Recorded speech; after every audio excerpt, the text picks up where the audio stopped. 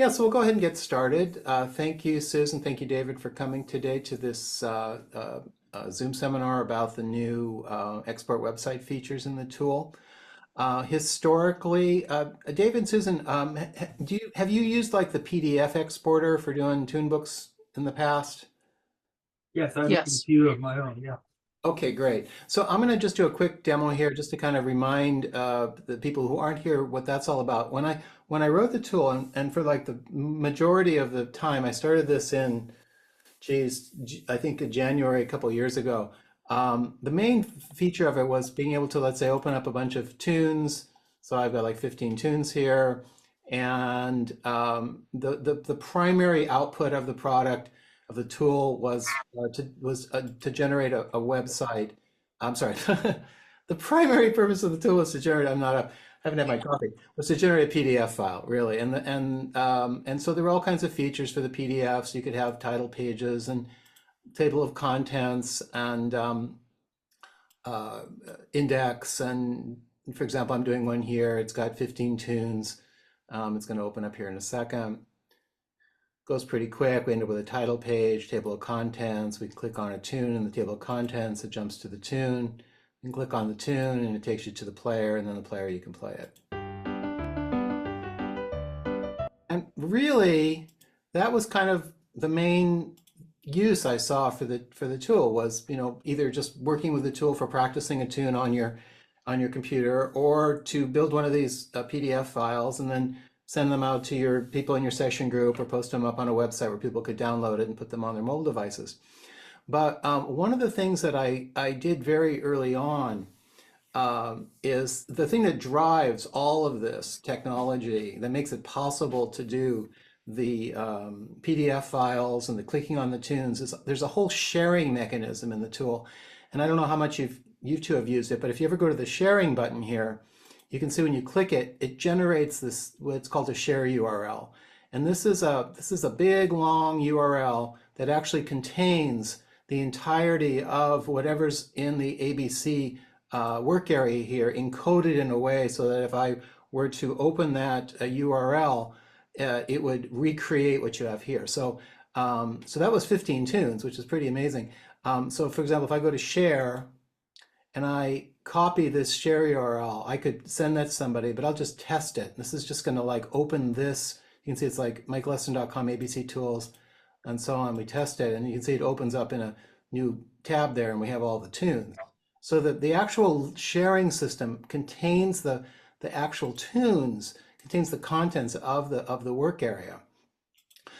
So one of the other products that the tool is able to create is it's able to export a lot of the tunes in a lot of different ways. If you've seen, it can put them out, for example, if you're in the player, it can put them out in WAV files, MP3 files. It can save the graphics as JPEG, PNG, or SVG.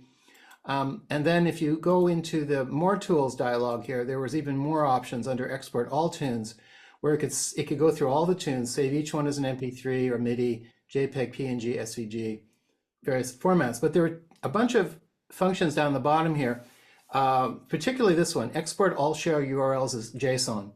And what this does is that this was really for a developer, and it basically goes through all of the tunes that are in your Tunebook, and it generates the share link for that one tune, and then it builds up kind of a data structure in text form that has the name of the tune and then that share link, just one after another. It's just a big array of tunes. And the idea was that someone who's a developer who wants to build an application that isn't my tool, that isn't a PDF generator, but maybe wants a website and needs all of the links to all the tunes in a really easy way, this would allow them to build that data structure. So I had that out there for a while, and it just didn't seem like anybody was using it. And I thought, well, maybe I could use it myself. And what I did is I decided I would use my own functionality to generate the entire list of tunes, the entire set of tunes with all the share links. And then I would build a website around it. And I would have and then the website, when you clicked on the tune, it would go through that list. It would build a drop down of all the tune names. when you clicked on one of the tunes in the dropdown, it would just find the share link for that particular tune in the data structure, and it would load the tune into the editor and for playback. And so, it started as a very simple thing, and then it kind of became very interesting with time. This has only happened in the last 3 or 4 weeks, that it kind of turned into its own thing. And what I'm finding is that there's a lot of interest in doing this website generation, partially because the files are very small. I mean, the entire 1,000 tunes of the King Street Sessions Tunebook takes up less than a megabyte. That's a huge tunebook, versus the 30 to 90 megabytes that the PDF would take, depending on quality level. The other thing about it too is that by putting the website, for example, if you actually have web hosting, if you put the resulting file up on your web hosting service, if you make an update to it, people just get the update when next time they go to the site, then they've got the new tunes or they have the new styling or whatever. So there's no need to you have to go back to the website and download the new PDF and blah blah blah. It just kind of made it a lot easier, and the experience is kind of cool because some of the things about the PDF, for example, the PDFs are kind of locked in terms of when you build a PDF file, the instruments that are used for the playback are kind of baked into the PDF links. And what I realized is when I had the website code is because I'm actually figuring out what the share link is, and I know how to turn that share link back into ABC. I can take that same ABC and I can manipulate it on the fly. So I can do things like I can change the share link on the fly so that it shows a different tablature, or I can change the share link on the fly. I can actually go into the ABC and I can change the instruments. And I thought, well, I'll just automate all of that for everybody so that nobody has to write any code to do any of that kind of stuff. And that just took the whole thing up a level. And this was only 5-6 days ago, right? So it's been kind of crazy. Okay, so let's talk more specifically about sort of the transition between the PDF generation, which really I say has been the main use for it. And you've probably gone to the Tunebooks page here. If you go on the very top of the tool, there's a Tunebooks link, and then there's a whole bunch of different Tunebooks here. Here's the King Street Sessions Tunebook with all the different versions of it. There's a CARP. This is a very popular one, the CARP Celtic Jam Tunebook. And these are all different PDFs you can download. But there's a new section on this website, a new section on the Tunebooks website, which is Tunebook websites. And these are web versions of all of those, the big Tunebooks, really. And so there are, how many did I put up here? 6 of them. So here's the King Street Sessions Tunebook. We looked at it before as a PDF. Let me bring up, rather than download the whole thing again, I'll just actually, just go find it and open it. So it would be under transcriptions, King Street Sessions Tunebook. I'm just to bring up the PDF here for the basic. So this is like in PDF form, this is what the King Street Sessions Tunebook looks like. It has title page and then all the tunes, and then if you click here, it goes to an index to the tunes. So then you can click on one here and it takes you to that page, and then you can click on the title here and it opens it up in the player and you can play it.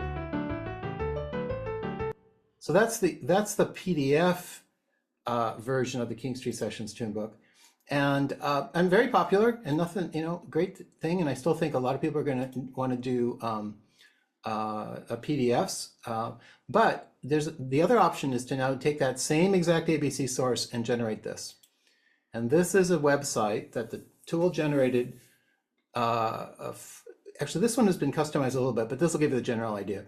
In this case, I reorganized the Tunebook, so we pick we wanted to look at jigs, and then we pick here are all the jigs that are in the Tunebook, and I'll say Konigsman's Rambles, and it just brings it up in the player inside this window here, and then you can play it.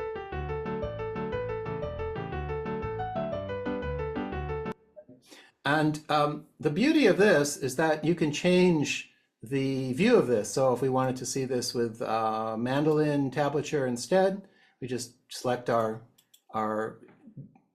instrument from here, and you can see by default I'm generating a version with standard notation, mandolin, tenor banjo, GDAD tuned bouzouki, standard guitar, dadgad guitar, tin whistle, Irish flute, and hammered dulcimer.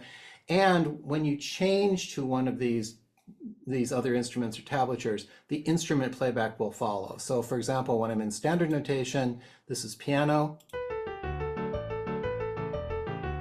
And you specify all this. I'll go through generating one of these. You specify all this when you build it. I'll switch to mandolin. We get the mandolin tab. Now it plays with the mandolin sound. I'll just go through a couple more. Maybe we'll go to the bouzouki sound,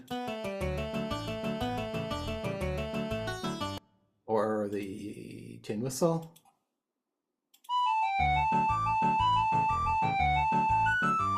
And fine, I'll just do the hammered dulcimer here.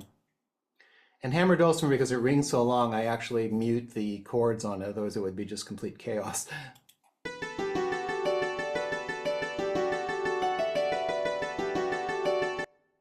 And then if you want to pick a different tune, you can just say, okay, I want to do, let's say I want to do a reel, and I want to pick, we'll say Bonnie Kate, and I can play it. I'll pick a different instrument here. We'll just say back to standard notation. I didn't include the note letters in as an option here. Certainly could be added in the future. One could customize this, but I tried to do what I thought were the most commonly requested tablature views.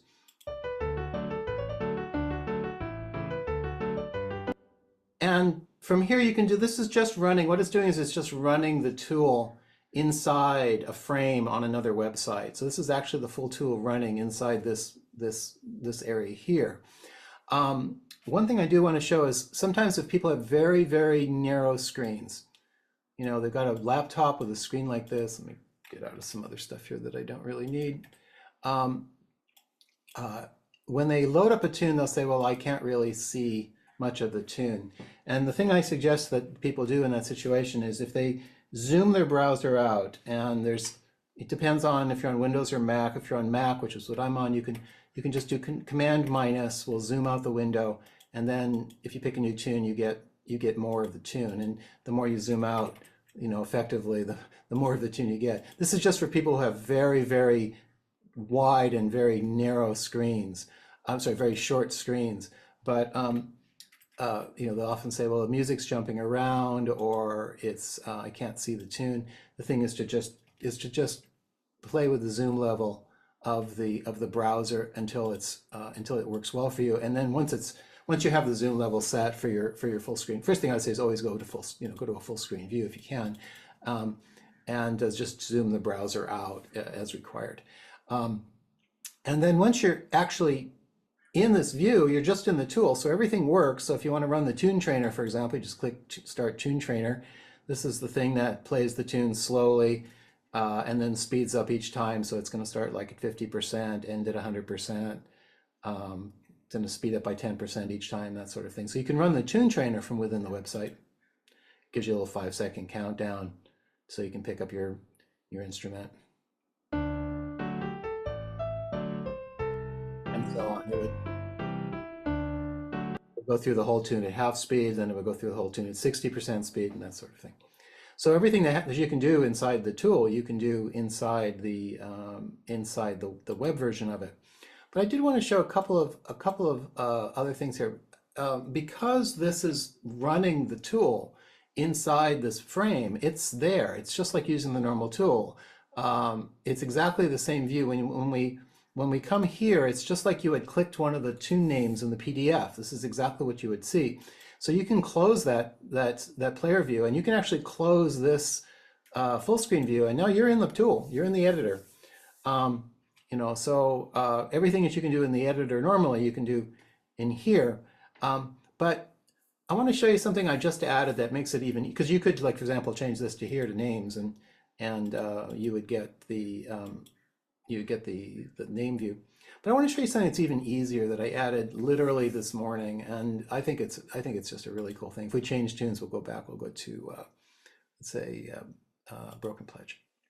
Okay, so I just added this option, and I'll go through a generation of one of the things, but I want you to see this because this is something that's now available, which is this full screen view.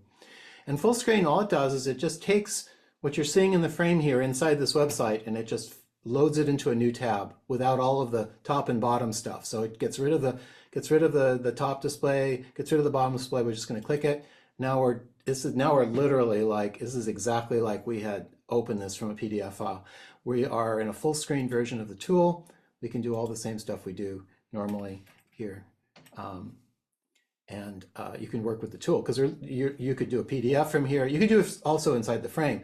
But I kind of like that, having that option of being able to sort of break out of the web view if you want and just get into a full screen standard view. I couldn't follow your cursor fast enough. What did you click? Oh, sorry. Up in the upper right corner, do you see this full screen button? Our little people window was covering it. Okay. Okay, yeah, you can move that. Yeah, I know. It happened to come over a couple of times. Yeah, there's a full screen button now option. I see it now. Thanks.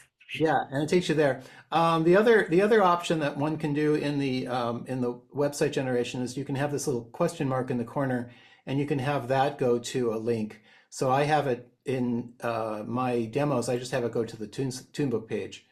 You can have it do anything you want. So it's kind of nice because this is a fairly small file to mail around. There's a bunch of others. For example, here's the Carp Tunebook. This is more representative of what the tool creates. The thing where I had the style, that was very specific, something I did just for the King Street session tune because it was actually organized very nicely by tune style. So it wasn't too hard to add some additional code, a customization of the website to add the styles. But here's like the Carp Tunebook. This is like 1,006, sorry, this is about 560 tunes, and it's all sorted by name, so you can just load it in. If you want to see it in, DADGAD, guitar tablature, easy to do that sort of thing. And you can play when it'll play with a guitar sound.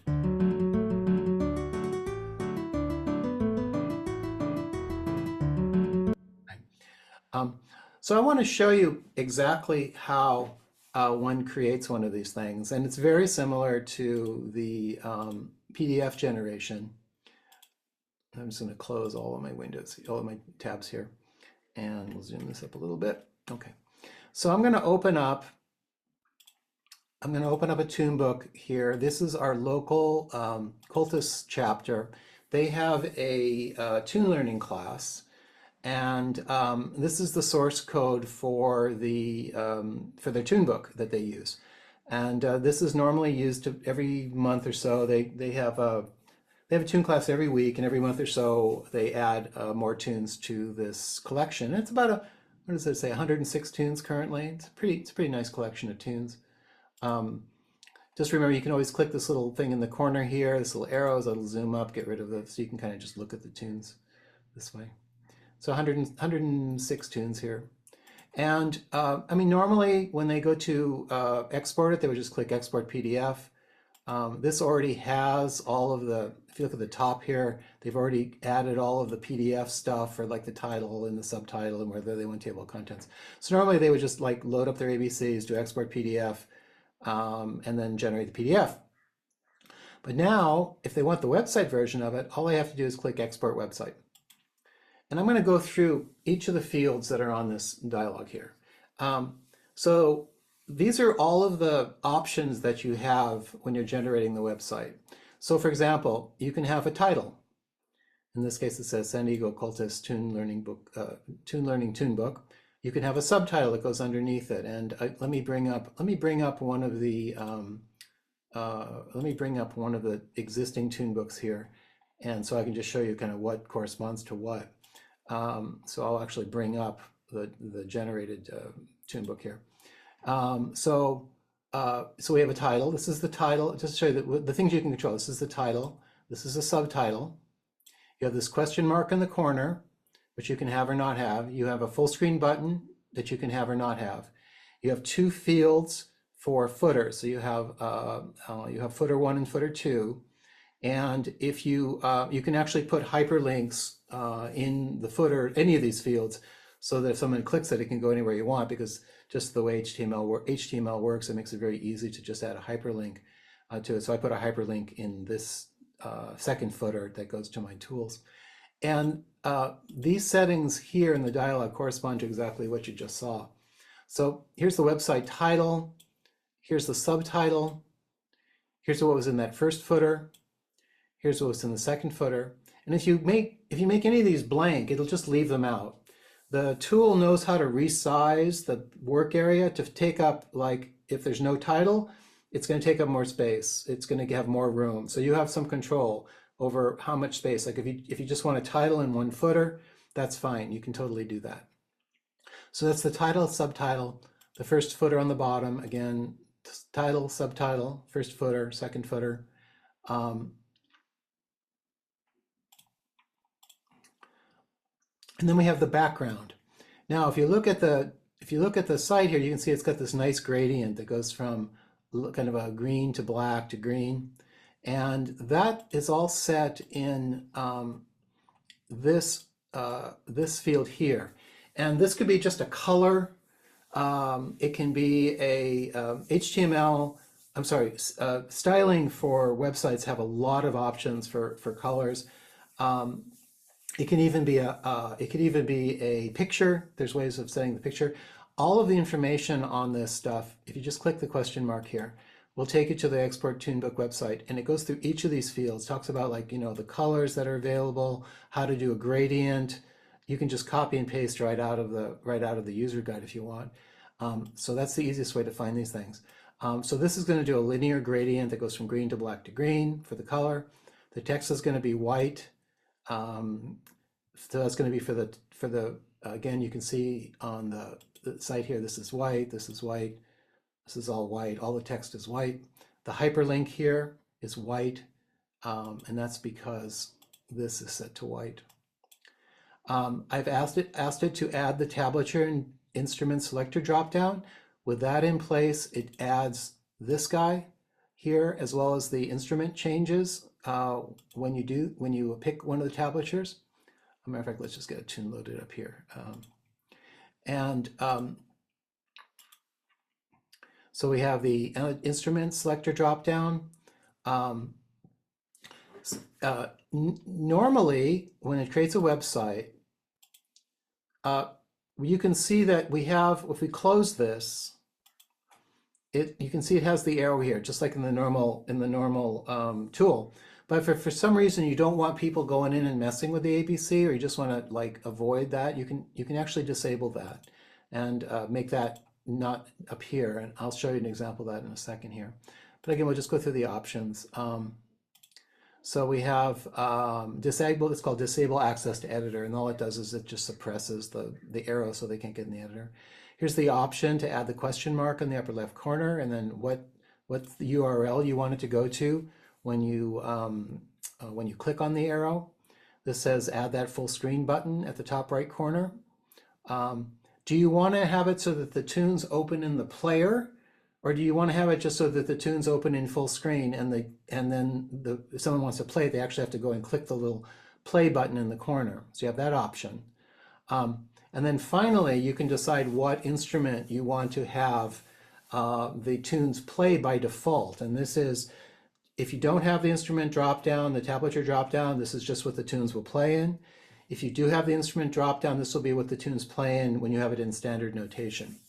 So I'm going to create a variant here of the Cultist Tunebook. I'm going to just change some of the values here and make something a little different. So I'm going to just call this Demo Tunebook instead. And I'm going to get rid of one of the footers. And these values get saved, so you don't have to type them in every single time. If you're working on a website and you work on it and then you leave the tool and you come back to the tool, whatever you typed into all of these boxes will be there exactly the same way as before. I'm going to change the website background so that it's a gradient that goes from, we'll say from red to black to red. We're just going to change some colors here. I'll make this hyperlink color for the bottom one green instead of white. I'm not going to do the tablature. I'm not going to add the help icon. I'm not going to add the full screen button. And And I'll still have the tunes open in the player, but I'll have the melody instrument be the concertina, for example. So we'll say concertina. Okay, so what we should get is a website that says Demo Tunebook at the top, a subtitle that says Select a Tune from the dropdown. It's going to have one footer on the very bottom. It's going to have this link to my website. And the background color is going to be this gradient from red to black to red. The text will be white.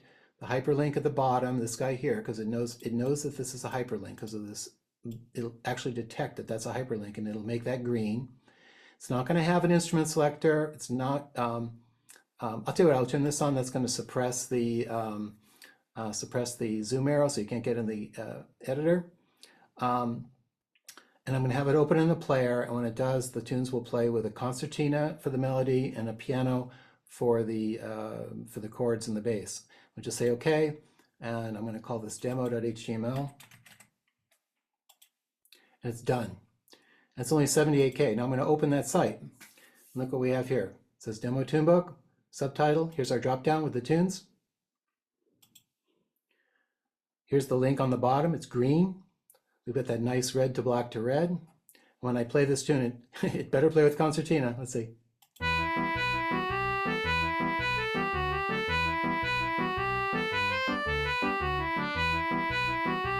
Okay, so you can see like you don't have to really know, except for maybe the, how you could put, if we just wanted a solid color, we'd just say blue, and I'll do it again, and now we'll get another one. This will have a blue background.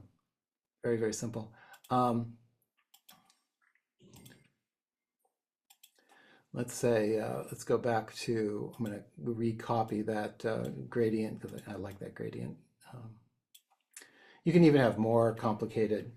For example, here's again, this is, you have to look at this up in the manual, but this is a way of specifying, for example, that instead of a color, we want to have a picture for the background. And let's see, I'll just leave this as white for the HTML, or sorry, for the hyperlink. And I'll change this to being something else, maybe instead of, we'll make it a vibraphone for the instrument playback. And we'll generate that one, Demo Tunebook, we'll call this Demo Tunebook 2. And okay. And now you'll see we get the stars background. It says Demo Tunebook 2. When I pick the tunes now, they should play with the vibraphone. Oh, the other thing to notice is when I close the player, see there's no zoom arrow here. There's no way to get to the editor from here. This is, again, if you're publishing this and you don't want people to get confused, they don't even know there's an ABC editor running here. They just think this is it, right? So that's a way of disabling that little arrow so they can't get into any trouble. Not that they can't damage the website, but if you just don't want people to get into the editor, that's the way to suppress it.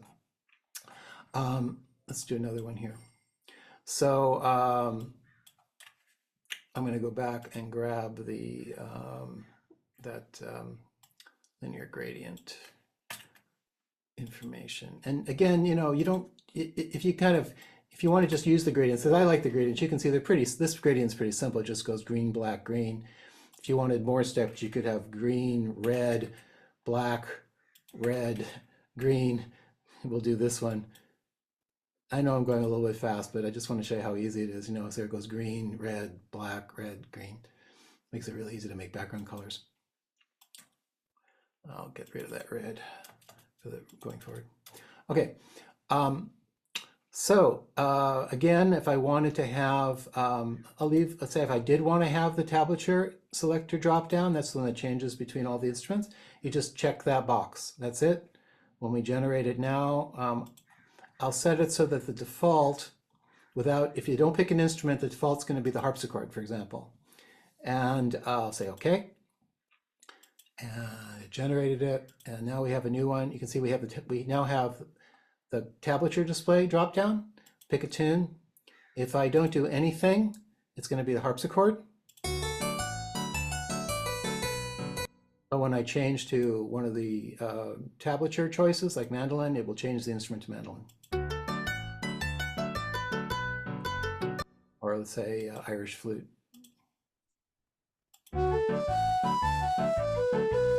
Yeah, Susan. So, is changing that drop down a big deal to add names? So you want to add stuff to here? Right. Yeah, I mean, you have to understand how to do, HTML, JavaScript, CSS. It's I not a, used to do it a long time ago. So, I will show you in the code exactly where all of that happens. okay. It actually would be very simple to make a change to this. For example, to change, I'll actually do that. For example, we'll change, I'll do an example where I'll change the Irish flute to concertina. Um, but it does require some coding. Mm, And the idea is that the website generator does 95, 99% of the work for you. And then any customization beyond that is actually fairly simple because it's pretty obvious where in the code to put it. And mhm. we'll take a tour. We'll take a tour of one of these generated websites in a second. Um, but really, the easier way is if you don't really care about all this tablature stuff, like if you don't really care about, like if you're just doing concertina, then what I would suggest is don't even turn that on. What I would do is I would just say, let's say I wanted, okay, here we're back in the Mhm. editor and we want Mhm. to generate a website. And I just want it to be my concertina version, right? Mhm. So what I would do is this. The first thing is that the Tunebook default view that you get will depend, what you see when it says like by default is going to depend entirely on which of these tablatures is selected when you generate the website. So I'm going to switch it to names. Okay. Okay, so we're going to switch it to names, Mhm. and then I'm going to do export website, and I'm going to turn off the tablature selector, Okay. and I'm going to change the playback instrument to concertina. Gotcha. Okay, and I now, am. yeah, and so now, if everything does what it's supposed to do, I'll go ahead and add the full screen button in the help, um, and say, okay, we're gonna say this is the demo with concertina and note names. Okay. Now when we pick a tune, this better work. Yeah. So now we have the note names displayed, and we should get the concertina sound when we play it. Okay. Gotcha. Yeah. Yeah. Okay. Very, very, very simple to do if you kind of understand that it the only time that uh, and I believe, I'm going to check something here in a second, but yeah, so now any of the tunes you pick, if you pick Father Kelly, you get the note names. Mhm. If you want to see that bigger, you can go to full screen and just open and you'll get the same thing. So then Yeah. I probably have one last question that I'm going to need to go, but Okay. um, is there any reason that I actually need to be able to have a space for the website, or can I just do this? Because this is just for me. I'm Yeah, yeah. not doing it for, No, no, I can just say, yeah. make the website and then I use it that way, You can use it just right? like, It's like yeah, an editor. yeah, yeah. So for Okay, example, here's the actual file that we just created. It says demo with right. content. We can just double click on it Mhm. and it'll open locally. You don't Mhm. have to host it. Perfect, perfect. Yep. Yep. Michael, you continue to make my life so much easier. I can't believe it. Thank you so much. You're Like I very said, welcome. I gotta go. Yeah, Um, you're very welcome. Yeah, it's this website stuff. It gives you a lot of power, and if you're already familiar with using the tool and making PDFs, it's just so simple to yeah, I generate mean, a years website. ago I did do HTML too, but I haven't done it in a really long time. This Yeah, is so much easier. I love it. Thank you. yeah, yeah. You're most welcome. So, so David, do you have any questions before? Because I do want to show a little bit of the actual code that gets generated, and I forget if you do website coding or not. I did a little bit years ago. I've forgotten all the new stuff. Okay, I'm going to just do a quick tour of a simple website, just with like one or two tunes, to show what. Actually, what I'll do is I'll just like copy the first couple of tunes out of the tune book here. And so now we just have two tunes. So all this website creation assumes that you have access to an ABC that has all the tunes in it. Yeah, yeah. So the website is just the website generation is just a different export format for a collection of tunes, exactly like you would do with a PDF. So normally, like someone would, would collect up all the tunes for their session or something, load it into the editor and put in some PDF information. They would go. The normal workflows, they would add all of their ABCs here. Um, they'd either open the files or add. There's an option to like add tunes. You could add tunes you could add additional ABC files, or you can drag and drop them onto the work area here. That's another option. There's a lot of ways to get ABCs in. And then normally they would go to make a PDF. They would go into export PDF. They would add some PDF features like title pages and all that stuff from the PDF flow, which is similar. They're kind of very, very similar to use. And then they would generate the PDF. This would just be exactly the same thing, except they would click the export website button. So I'm going to just generate a very simple Tunebook here. We're just going to call it Simple Tunebook. I'm going to put in a footer. We're just going to call this footer 1. And I'm going to go ahead and let's see, we'll make this as simple as, I'll leave it like this. We'll have the instruments and player and the full screen button. And I'm going to go ahead and generate that. And actually, I'm going to change this back to piano for the playback. And we will export this one and we'll just call this Simple Tunebook. I'm sorry, Simple Website. And I'm going to open that HTML file. Here's the Simple Website file. I'm going to open it in my text editor. And actually, let me close. I was working on a bunch of stuff just before the meeting here. I'm going to reopen this. Okay, and I'll zoom this up a little bit to see. I just want to go through the structure of this HTML file. So this entire website is just generated for you. All of the styling, all of the HTML and all that is generated. But I just wanted to show how it's organized. At the very top, this is all the styling information. Okay, right now I still see the ABC. Oh, I'm sorry. That's right, because I'm sharing the. I'm sorry. I need to change the sharing over to. Thank you for pointing it. I need to change the sharing over to the other application. Let me do that. That happened once before with the other lady on, but it was only for a second, so it didn't matter. Yeah. Okay. I need to get in here. Okay. You should be able to see the editor now. Yep. Okay. So if you just look at the HTML here, this is a very simple. Oh yeah, because I was trying to show here where to find the file, and that's in the Finder, not in not in the website.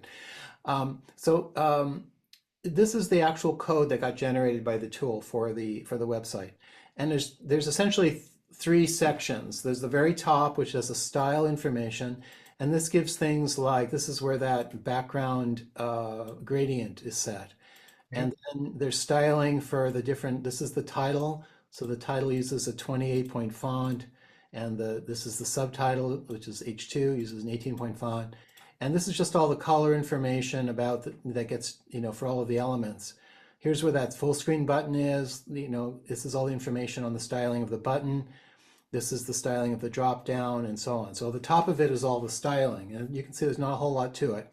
Not that many lines of code for that.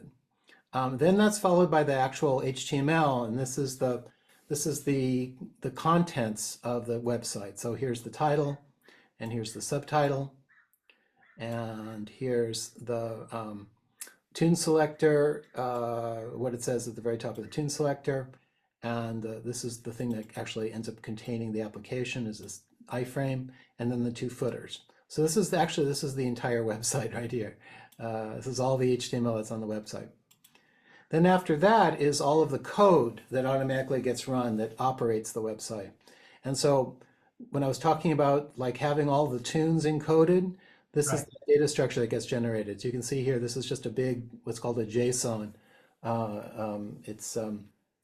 It's a text format for describing a JavaScript data structure. So each one of these has a name, followed by the name, and then a URL, and then the URL for that tune. This is the share link for that tune, and the name, and then the next tune, and then the share link for that tune, and so on. And in a tune book with 1,000 tunes, this is going to be a big data structure. The code after this is now what actually runs the website. And so, for example, this one says when we get a click on that full screen button, it's going to find the last tune that got opened, and it's going to open it in a new tab. That's the whole thing that handles the full screen button. The rest of this is just stuff that like goes through this list and builds all of the names in the dropdown. That's what this code does here. This is the code that when you pick a new element from the dropdown, it just gets the URL from this thing and it just loads it into the frame below the title. And the rest of this is just simply stuff that measures, because I wanted the frame to be as big as possible. So for example, there's no title, it should be a little taller. So this is a thing that actually measures what's being used. So it says, well, if there's a title and a subtitle and footers and all that, it'll just change. It'll try to adapt the size of things to make things as pretty as possible. That is all of the code that runs that website. Okay, very, very fairly simple. But I'll make a change to it. So for example, I'll change the title here. I'll say simple Tunebook modified.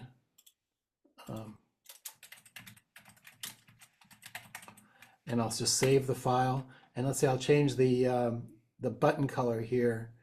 Let's see, we'll make it more green than blue. So currently the button was kind of bluish.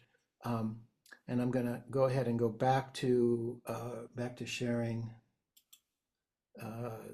the browser. And if I now open up that modified file, you can see that the button here has changed color. It's more green. This is simple modified, right? So that kind of stuff is like really super easy to do. I'm going to take a look at a slightly more complicated website here. I'm going to export the website, simple Tunebook. I'm going to say slightly less simple Tunebook, and I'm going to add the tablature instrument selector dropdown, and that triggers it to add a bunch of code. It's going to add that second selector, and it's going to add all of the code that handles that selector for you. So we'll go ahead and generate that one, and we'll call this slightly less simple website. And now I'm going to switch back to my editor.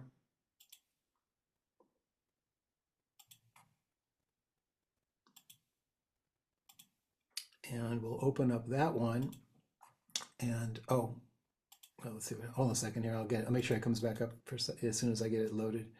I like a whistle rack, by the way, behind you. What's that? Oh yeah. Whistles behind you. Yeah. Not that many, but I don't have them organized. Yeah, that was something I made a long time ago. Let me go back to, there we go. Okay, so here's the website code for the one I just did. It's very similar. You can see it's got the styling at the top. Really nothing has changed in the styling. Here's the markup for the website, and basically it's added this additional selector here. That's all it's done. Where she would then modify Irish flute to say concertina.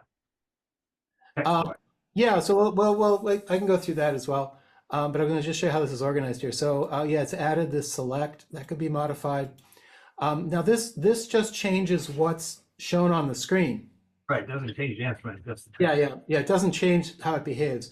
Here's the tunes like before, all encoded. And now it's added a bunch of code to handle dealing with the instrument changes. And what I'm actually doing when I'm changing the instruments on the fly is I'm getting this share link out of this data structure here. So I'm getting that share link. All of this data after it says LZW here, and again, this is more for people who are developers. All of this part of the URL, that's the actual contents of the ABC, and it's been encoded in this it's a lossless compression format. which gets things down by about a factor of 3 or 4, because if you think about ABC, it's just a bunch of letters and numbers and a few symbols. So it compresses really well, it turns out. So what I'm actually doing to do the instrument changes is, so if I were to take, I'm going to actually I have to do this in a second, but essentially I'm decompressing the ABC and I'm getting the ABC back out. So I have the exact ABC for the tune that you would have seen in the editor. Okay. And I know that because I do the instrument injection, when I create the when I create the share links, I'm actually stuffing in the program that you actually see a MIDI. Matter of fact, if I could be a better way to do this sharing. Hold on a second here. I'm going to see if I can share in a way where I don't have to keep messing around with changing the destination. I'm going to just share the screen. There we go. Okay. You can see the editor, right? Yes. Okay, and let me see. Can you see the website? Yes. Okay, good. Let me open up. Let me go ahead and open up that site that I just created. And I'll show you what happens if we actually go into one of the tunes. So I'll open up, let's say, the Abbey, and if I go into the editor here, you can see that it's added. You see how it's added this to the right here? Right. The website generator will add that to the tunes when you specify this add instruments and volume overrides to each tune. When it goes to encode the tune to include it in the data structure that has all the encodings, it'll actually literally stuff in these value. All the MIDI codes to Yeah, right here. It actually adds all of this right at the bottom of the header for the ABC. So so I know at the point when I go to load one of these tunes into here, if I click on this, I'm going to load it in here. I know that if I decompress that ABC and I just simply find this value, program 0, and replace it with something else, and then load that. In other words, I get the thing out. I get the tune out of the data structure. I decompress the ABC. It's a bit technical, but I then find these strings and I can replace them with something else. And then when I get that, I can re-encode the ABC back into that compressed format, and then finally create, the kind of I'm creating a new share link, and the share link gets loaded into the frame. And you don't have to really understand what's happening there, but the code that does that requires me to do that string compression, decompression. So that's what this whole thing that gets added here. This is the code. This is a library that does this, the string compression, decompression. You can see the rest of this code looks very similar, except now there's a bunch of stuff like is banjo, is flute, is dulcimer. And that's because I have, if you think about it, like tenor, banjo, mandolin, they use the same tablature, but they just use a different instrument. So they use a shared tablature. Flute and whistle use a shared tablature. They have the same fingering. The two different guitar styles use the same instrument, but they have different tablatures. So there's actually code here. When you change, I'll show you right here. This is the display options. It says when you change the tablature, it goes through that list there, and it says, okay, well, the standard notation gets, and these are actually internal values that are used inside the tool that are the sort of the you can actually see them in the ABC itself. If you look at the very end here of these URLs, you'll see format equals and then a name like Noten. It's either going to be like Noten, mandolin, whistle, guitar E, guitar D. These are the triggers that tell the application on the share link what tablature to display when it's going to show the tune. So when they pick something from the selector, and again I'll go back up to the selector, you can see that the selector for the tablature here has these values 1 through 8. So when it actually reads the value out, it's going to get one of these values here, 0 through 8.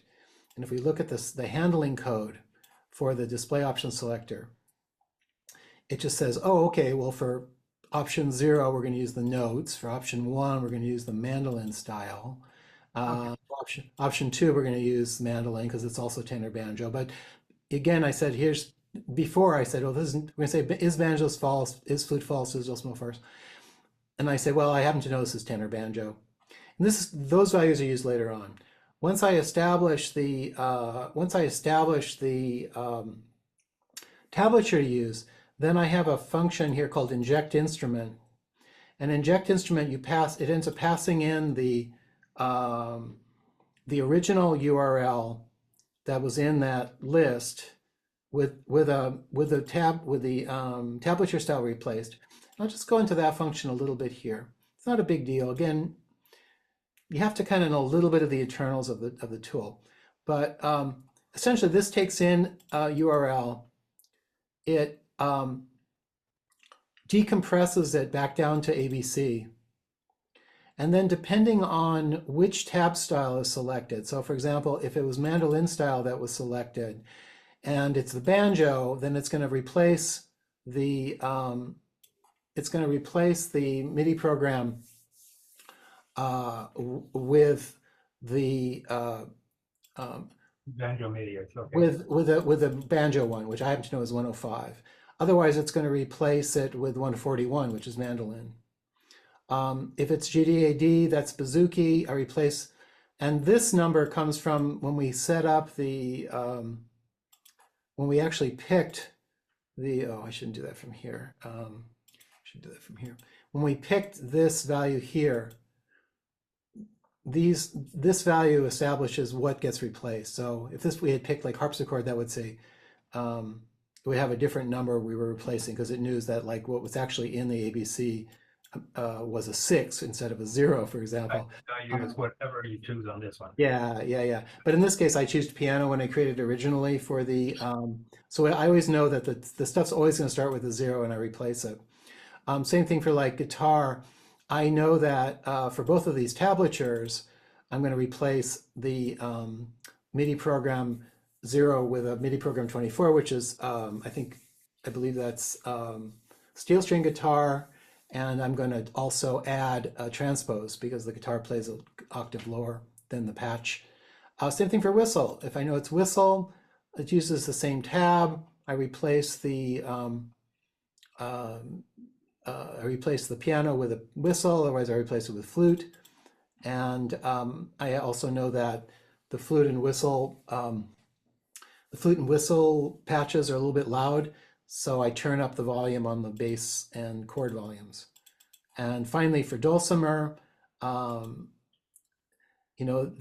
uses the standard notation, but it plays with a different sound. So when they pick dulcimer out of this list, it says, oh, okay, the style is note, but now dulcimer is true. And when it goes to replace the instrument, it says, oh, okay, we're looking at notes.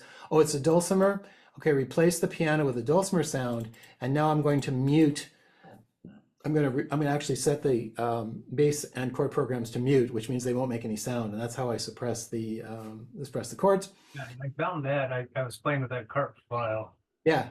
I actually turned on the chord bass back on again. Gave me backing chords, and it worked. Yeah, and so then now I have this new ABC that I've changed the instruments in. I compress it back into the compressed format. I reconstruct the in the original URL I have the old compressed data, which is just a string, and I have a new compressed data, which is a different string. So I replace the original compressed ABC with a new compressed ABC, and that becomes what gets injected into the frame. So okay, back up. So that means that once you're done editing this, the next time you open it, it will swap out one for the other. No, it does this on the fly. Yeah, it does it on the fly, and based on whatever set of conditions are, so like if it knows that it's in mandolin, if you collected mandolin, it's just always going to go through this. It always starts out with the original, and then this is just done. The modifier. This is to modify, because all it's doing is it's just launching a share link into a frame. Okay. And so all it's doing is it's modifying the share link. It's not modifying the actual ABC. It's like that's stored with the website. It's just taking what's stored with the website, modifying it, and then using that to actually launch the launch the tune. So to talk about like how to modify like one of these, for example, we'll just do a simple case where let's say I wanted to have the instead of the banjo sound, I wanted to use, let's pick a different instrument here. I'm trying to think of another one that would use, I'll tell you what, let's do it a little differently. Violin and violin are the same. Oh, okay, violin, sure, that would be great. So yeah, so what I'll do is I'm gonna change this list. We're gonna change from tenor banjo, we'll just have it to say fiddle, okay? Okay. And I can go down here and instead of is banjo, I'll just say is fiddle. Okay, now I have to use that, set it somewhere. So now I know, let's just go down to the selector here. So when we pick this one, this is the fiddle one, number 2, and we'll say just is fiddle. I could use the same, I could have just used the is banjo one, but just for clarity, I'm going to say, I'm going to just change it to say is fiddle. And so I change it to is fiddle there. Then I have to go into the thing that replaces the instruments. So we know it's going to use the mandolin tab. So I'm going to say so still mandolin. We're going to say change this to, let's say is fiddle. And I need to go find I'm going to go find what the MIDI patch is for fiddle, because I don't know it off the top of my head. That's easy to do. All you have to do is go into MIDI here. And okay, so 110 is fiddle. So I can just go back into the editor and we're going to change, instead of 105, I'm going to say 110. Okay, and we're going to save that. Now, if I run that website, tablature display should now say fiddle. Okay, and we'll pick a tune. We'll just say the Abbey and fiddle. We get the mandolin tab, and it should play with fiddle. Okay. Yep. So that'll be the same process that the other lady uses if she wanted concertina on the drop down. Yeah. So for concertina, so the way I would do concertina is so we'll leave the fiddle. We'll add concertina to this just for fun. She wanted note names. Yeah. So okay, yeah, that'll be kind of interesting. Here's how I would do it. I would say, okay, we're going to add a new option. We're going to say option, we're going to make it number 9. We're going to say concertina. So now that'll get us in the drop down. And because the only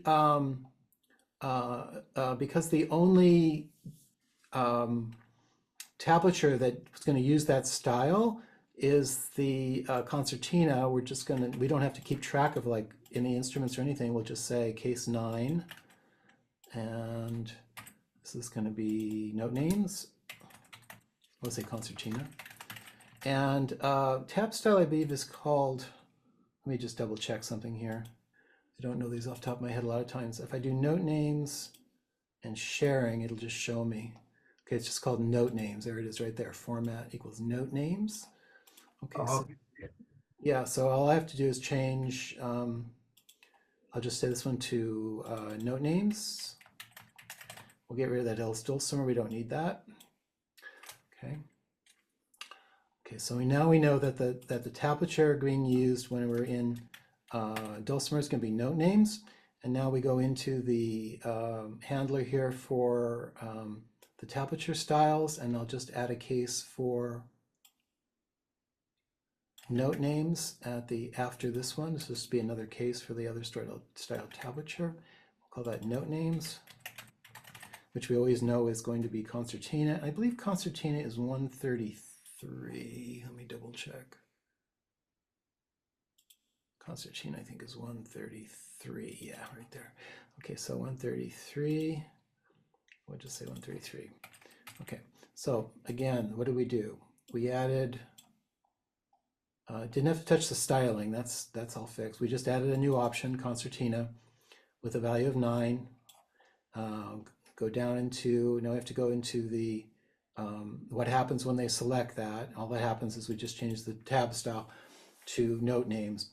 There are other ways of organizing this that one could do. This I happen to kind of be tab first, like style first, and then instrument second. You could do instrument first and tab second, but I kind of like, I pick the tab and then I have other values that tell me if the same tab is shared by multiple instruments, which instrument to inject. So here, but this one is the only one that uses note names. So we have note names as the tab style. When it goes to do the instrument replacement, it's going to replace the default with the concertina. So that all looks good. And it should be all that's required. So now if we save that, always be sure to save that and go back into the website. Okay, we'll pick a tune, the Abbey. We have concertina now in the end. We still have our fiddle from before. Here's concertina, switches to note names, and now plays with the concertina.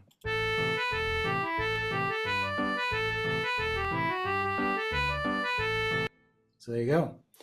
So that's what I would have gone through with her. Yeah. But you can see, like, you have to understand the flow, but nothing we did was very hard, right? I mean, it was like, You know where to look. Yeah. yeah. I mean, it's like you change what's shown on, you showed what's on the in the drop down, and then there's just 2 places you have to change. One is for the picking the appropriate tablature, and the other one is for picking the appropriate instrument for the tablature. And if you have instruments that share a particular tablature, then you have to have a little bit of logic that gets set in the function that establishes. Right. So right here, it's like, this is where I actually kind of established, I start off with everything as being like, like if, for example, if there were multiple instruments that shared the note name, then we would need, for example, here, I'll do a different one here. I'll say is vibraphone. And we'll say is false. And I'll add that vibraphone variable, because you have to have the variable declared somewhere. So we'll say variable is vibraphone. Okay.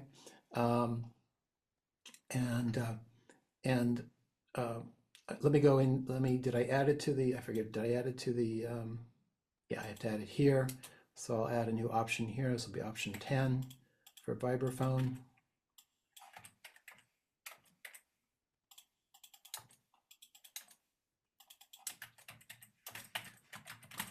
And okay, so what happens here? So when they pick vibraphone, can I just copy and paste that? Let's say we wanted vibraphone, but we also wanted the vibraphone to use note names. So I would say this, make this number 10.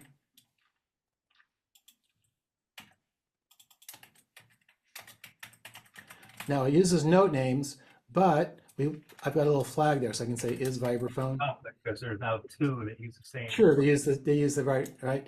Okay, so now I know when they pick vibraphone's going to be true, the style's going to be note names.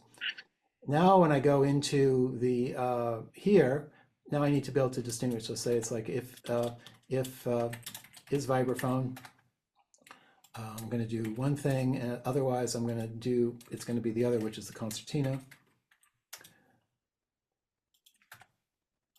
And again, this could have been organized a little bit differently. I'm going to just copy this same line of code. And now I need to go look up what the vibraphone is, which I think it's somewhere in the low numbers there. Vibraphone is 11. So there it is, 11. So we'll just make that one change. So we'll say if it's a vibraphone, we'll do 11. Okay, let's do a quick code review here. Left the styling alone, just added the vibraphone option here. Added a variable called is vibraphone here, set it to false to start. In the selector for the instruments, I added the tab style, which we know is going to be note names for this guy, and I set vibraphone to true. And then in the instrument replacement, For the note names, I'm just checking if vibraphone's true. I replace it with the vibraphone sound. Otherwise, the only other one that uses it is Certina. Okay. It's 133. And now, okay, we saved that already. And if I open that, we should get a vibraphone drop down. Let's see, I'll pick a tune. Here's vibraphone. Uses note names and plays with vibraphone. Yeah.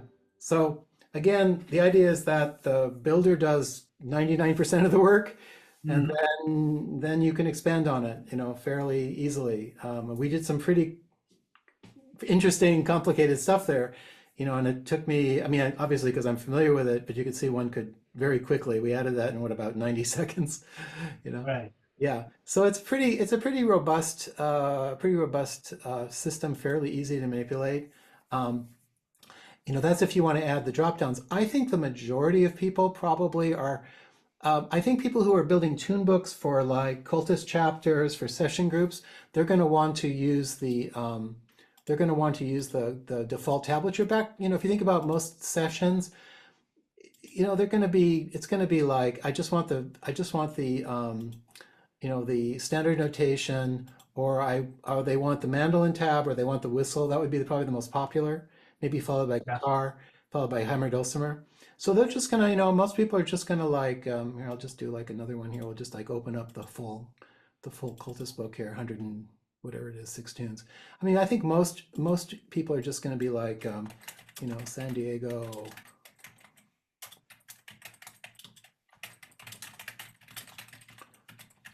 And let's say this version of the tune book, 11 November 2024. I happen to know that's when it was made. They'll set all this up once, and they'll keep they'll have the tablature selector, and they'll generate the tune book, and we'll just say full website, this one, and then when we open it, here's the cultist site, and they'll say, okay, I want the cat's meow, and I want it as tin whistle, and they'll work on it. And that'll handle like 90% of I think the common case for groups. But I think for individuals, most of the, like if you're an individual and you don't care about, like you just play hammer dulcimer, I think what most people are going to do is just going to do export website. They're going to not have the tablature selector. They're going to have the instrument override and just set the melody instrument to, let's say, dulcimer. And when we create this site, and I'll just distinguish this one from the last one by saying, we'll just change the colors here. Generate that website. We'll just say a dulcimer website. And now this is like a dedicated site that's just the dulcimer. There's no drop down. Oh, I didn't suppress I needed to suppress the chords for that one. To do that, I need to set well, I could mute these. That would be the easiest way. It doesn't override. When you don't have the selector, the instrument selector, it doesn't override for the dulcimer. It doesn't override the backup, leaves it on. I like to turn it off because it's too muddy for dulcimer. Now some tunes work, some don't. Yeah, so now we should get it without any of the backup, but the chords will still be shown.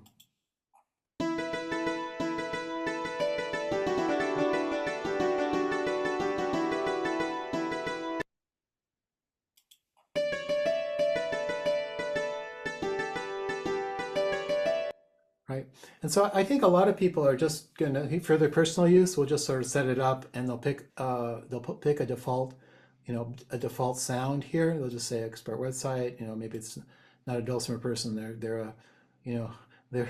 want them on marimba, and they do want the backup. So we'll leave the backup on here, and we'll generate that one. Okay, marimba website. Originally, I had like before I had the selector, I would do like 5 different versions. I was doing like a whistle version, a mandolin version, a dulcimer version. I'd have like each version, and I realized that was kind of silly. Why not just have, one version that did all of them? So this should be the same thing, but with marimba. So, if you want to hear a Father Kelly on a marimba.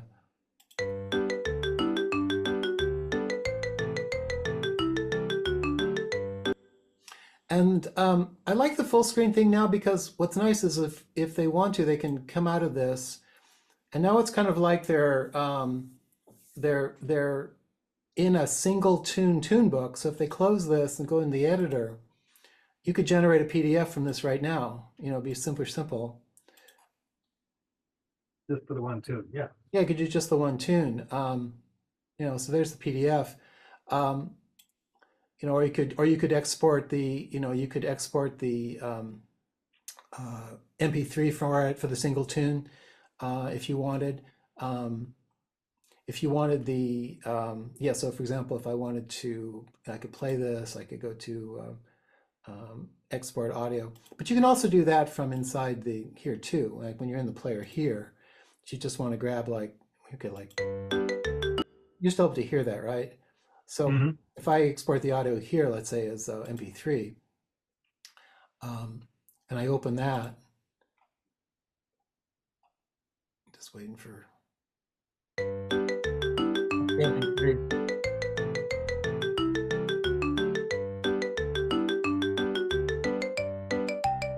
That's actually playing the exported MP3. So you can do a lot, you know, I mean, because you are just running the tool just in this kind of constrained vertical space because of the headers and footers. So, and then you can always get back to the player here, super easy. So I hope that kind of gives a general sense for, you know, if you don't even care about code, you can do almost everything that most people want from here for the common use cases. And it's only when you kind of go into the really like only when you go to where you want, for example, a drop down with instruments, but you don't want to use the instruments I selected, then you have to actually get into the code. Another option, and this is actually a really easy one, is let me go ahead and generate one with the drop down. And I'm going to set this back to piano. Oh, sorry. Back to piano. And we'll go ahead and generate this one. Okay. So let me open that website. This again, this is going to have the tablature, standard tablature, and let's say mandolin. Now, I currently couple the changing of the tablature to the changing of the instrument. So, right, so when you change to mandolin, you get mandolin. If someone says, gee, you know, I'm playing mandolin, but I find the fact that it's playing the mandolin a bit confusing. I'd really rather hear just the piano, you know, so I can play along and have a different instrument. That's really easy to do. There's just one place in the code you have to change. And I'll show you what that is. I made that a one-liner, and this is actually in the documentation as well. So there's one line of code. This is going to have a lot. You can see it has a very big bunch of tunes because it's got 100 tunes in it. But there's one line here. It says allow instrument changes true. You set that false. It even tells you that in the code. Just set that to false and save it. What that does is it disables the instrument changing. So now when I open this up, if I pick the default player regardless. It'll always use the default. Yeah. So now here it's piano. If I switch over to mandolin, it'll still be piano. But it'll show the mandolin tablature. Same thing like for tin whistle, show the tin whistle tablature, but so that's just another, like a one-liner, change one value from true to false. You see the fingering, but you're not fighting against the flute sound. Right, right.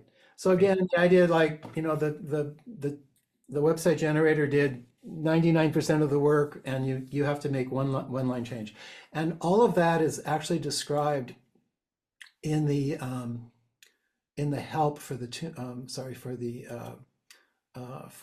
Tunebook export website generator. It explains right down on the bottom here.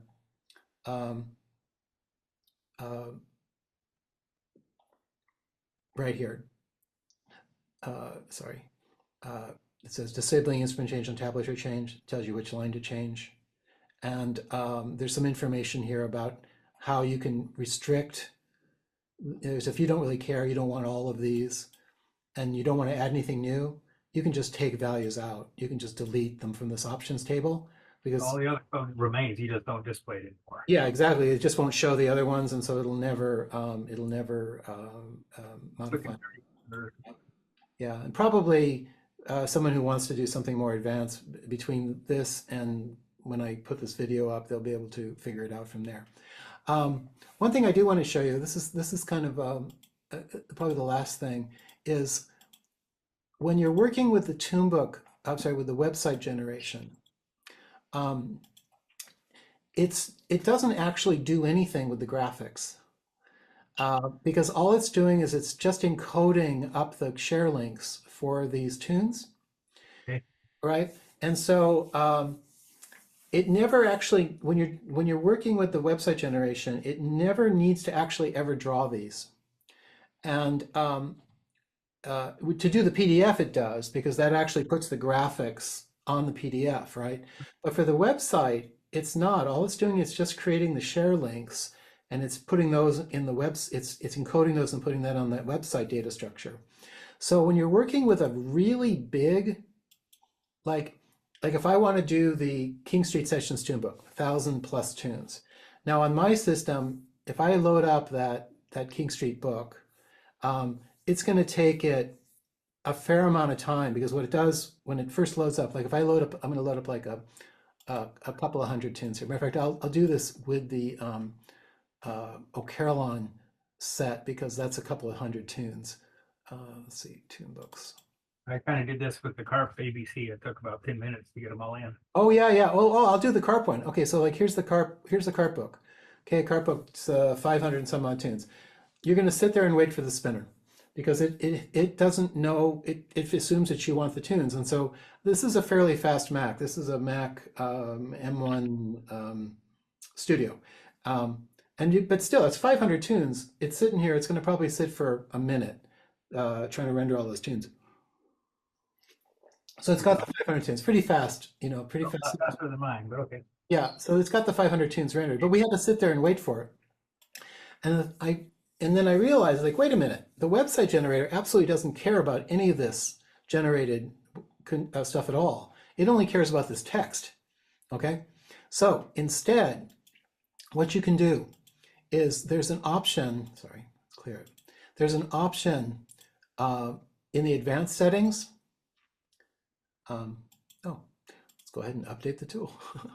Why not? Okay. There's an option in the advanced settings here that is disable ABC.js notation rendering. If you click that, it always comes up initially turned off by default. It's always off. You have to opt into it on each time you run the tool. Now when I open up, I'm going to open up the same CARP book. And notice it didn't draw, nor is it spinning, because it just doesn't do any drawing. And we can immediately do the export. Here, and I'll make this back to the green, black, red.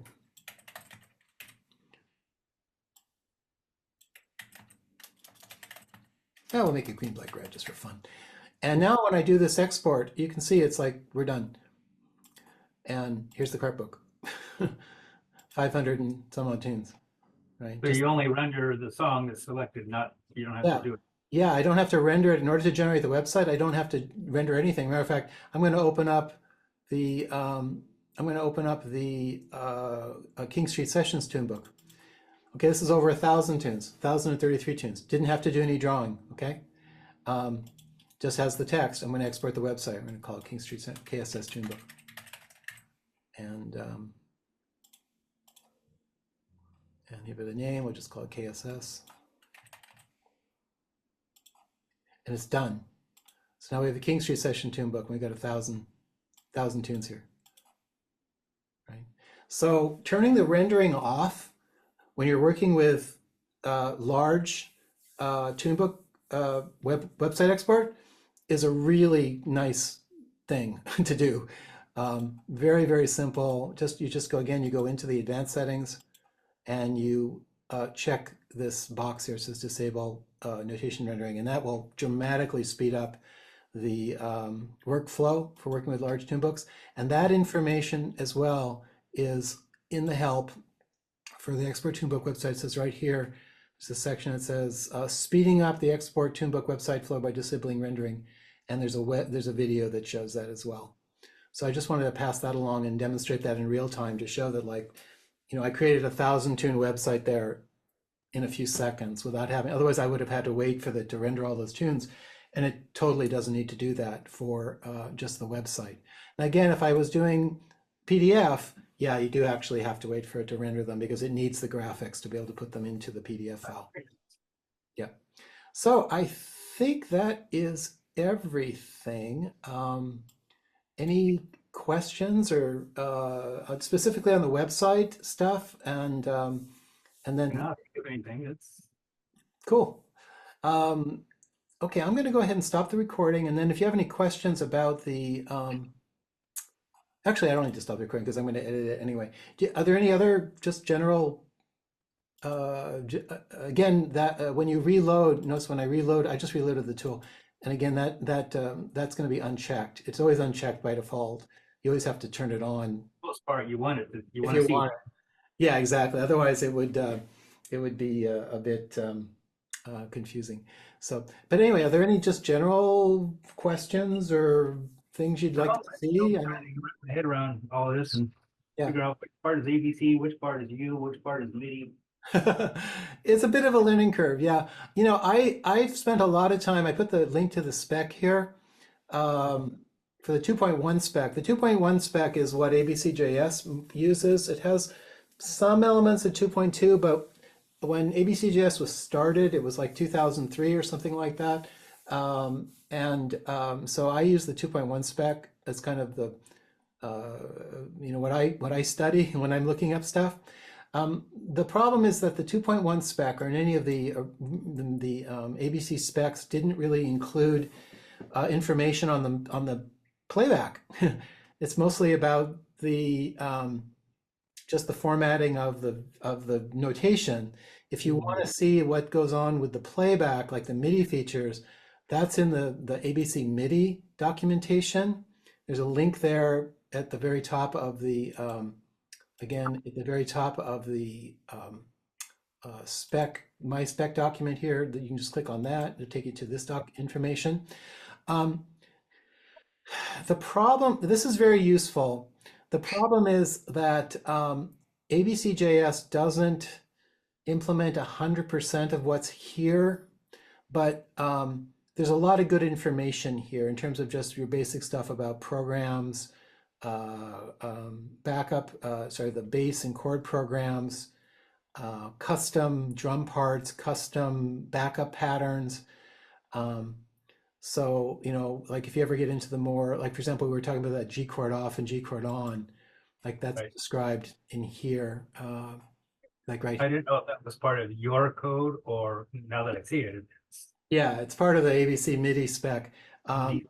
Yeah, and but there's just a lot of, if you look at the side here, it's kind of, let me zoom it up a little bit. You can see there's just a lot of really esoteric stuff that I don't know who, you know, if anybody actually, maybe some of the other tools implement all of it, like, you know, nonlinear temperaments or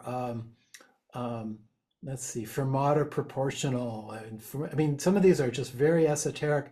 And they aren't implemented in ABCJS, but the main ones are the ones that you really that you normally use, like, you know, the program, the bass program, the chord program, the volumes, the G chord on and off thing, the ability to create custom backup patterns using what's called just MIDI G chord.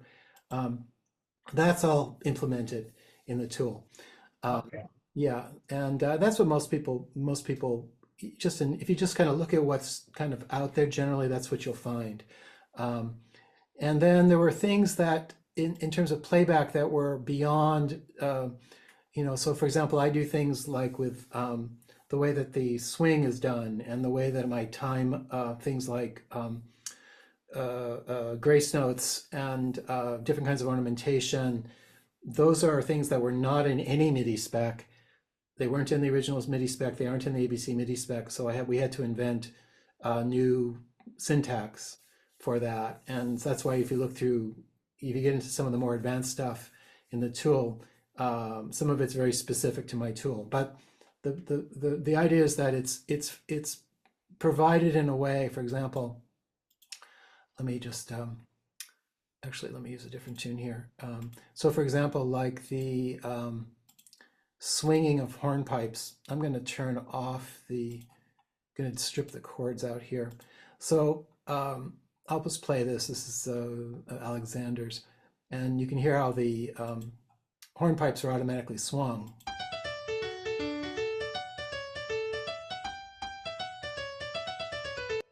Now, if you were to bring that same tune up on most tools, it would sound like this.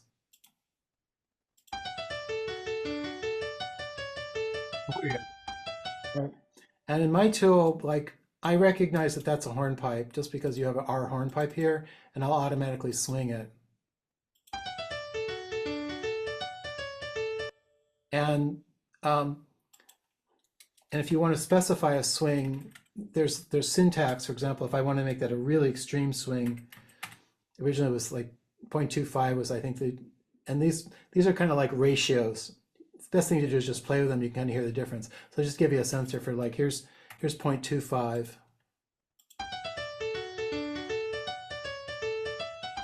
And here's 0.5.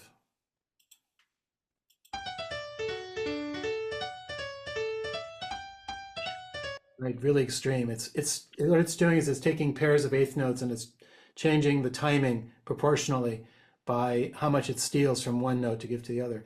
You can even do it inverse if you want it to sound like a Scottish snap. Here it's going to inverse. It's going to push the values onto the second note. Okay, and but the key thing here is to notice that if in ABC, something that just starts with a single parentheses, I'm sorry, single percent sign, those are comments. Okay, and so my tool uses comments a lot for features that are specific to my tool. But when you bring this into, let's say, Easy ABC doesn't know. It just thinks this is a comment.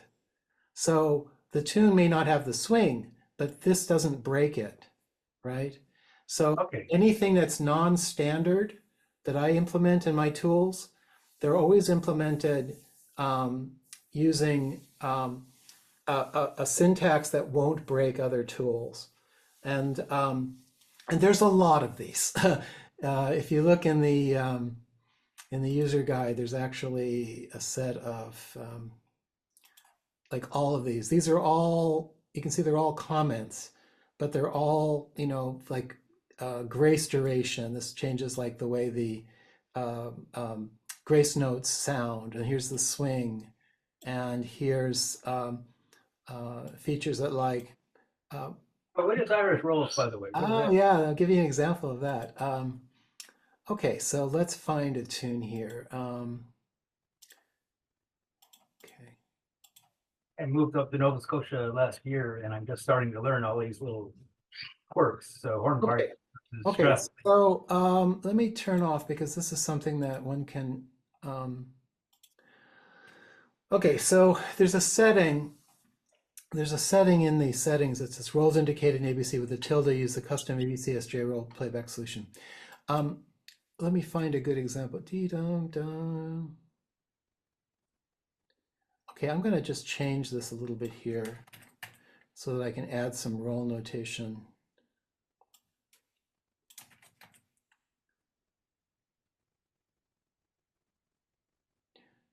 And, I saw it in some of the ABCs. I just wasn't sure. Yeah, yeah. I'm going to just take this out, and I'm going to take the chords out. And okay, so let me play this initially. This is just straight, no rolls indicated or anything like that. Okay.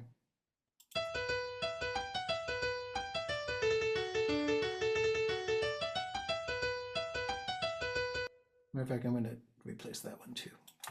Okay.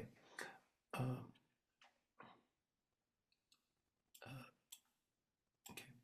So now I'm going to put a tilde in front of those B2s, and that, if you can look in, you can see in the. Actually, Actually, I'll leave this one. I'll leave this one the way it was written out. So ABC will put a tilde above the note, and that indicates normally in traditional music there's some kind of ornamentation on this note. Now by default, the when I play it, it'll still sound the same. It won't do anything. Yeah, it's just visual. It doesn't do anything. But there's a way to force it to do something, and that's with Irish rolls on. And what that does is it causes code to kick in to actually try to do something reasonable that sounds relatively authentic with that note.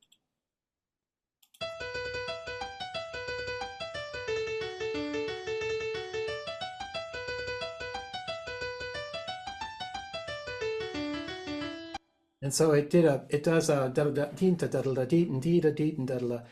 It kind of depends on the there's different ways people will play the ornamentation for a dotted quarter note versus just a quarter note, and it depends if it's reels or jigs and that sort of thing.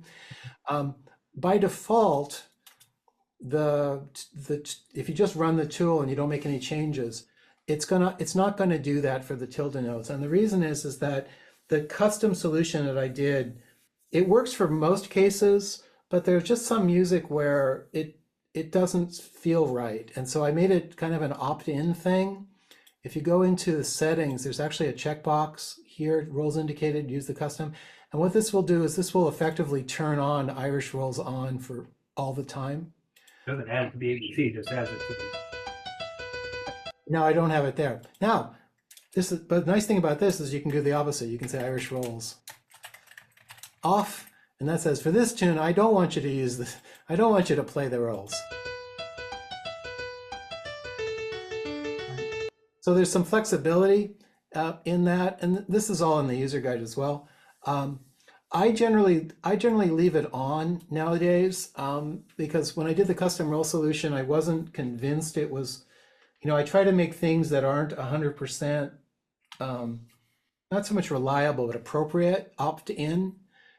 So this is a case where, I just generally leave this turned on, and once it's on, you just leave it on. And some of the tune books are really nice for that. So for example, the King Street Sessions tune book had a lot of tunes with, let's see, does this have it? Toward the end there. Let's find a different one here. Okay, so Boys of Malin. I'm actually working on that one right now in the Dulcimer. Yeah.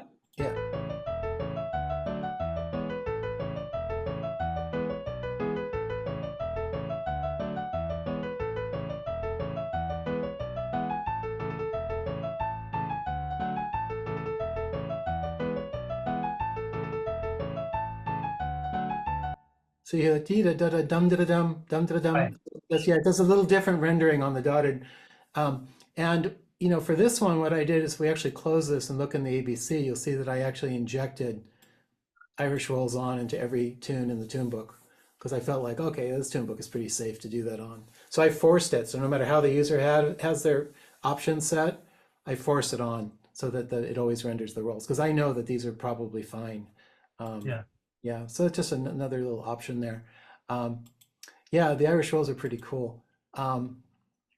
Let's see what else. Yeah, that's about it. But again, the idea being that these annotations that aren't in the standard are always preceded just by a single % sign. There's actually an alternative. Just for complete disclosure, there is a different way of doing this that is standards based, which is there's a way of how can I describe it? There's a way of specifying a tool specific annotation using this syntax. It would be ABC TT colon swing. That's another way to do it. That is technically, how can I say it, more standards compliant, but I think it's a lot to type. and another tool wouldn't know what to do with it. Basically, the other tool would say, oh, I don't know what this tool is, so I'm going to ignore it anyway. So I didn't actually know about this style of syntax when I started writing the tool. So there's actually a let me show you here. This is kind of cool. So there's actually a feature in the tool. If someone is a real stickler for standards. So here I've got all of these tunes added. Now these are standard. This is standard ABC. This, this stuff is, but this isn't, right? And this isn't. And someone says, well, I don't like, I don't like that you use non-standard, even though it's comments. I don't like that you use using something that's technically, could be confusing. So there's actually an option under more tools, ABC compliance transform, which will go from private directives to ABC compliant.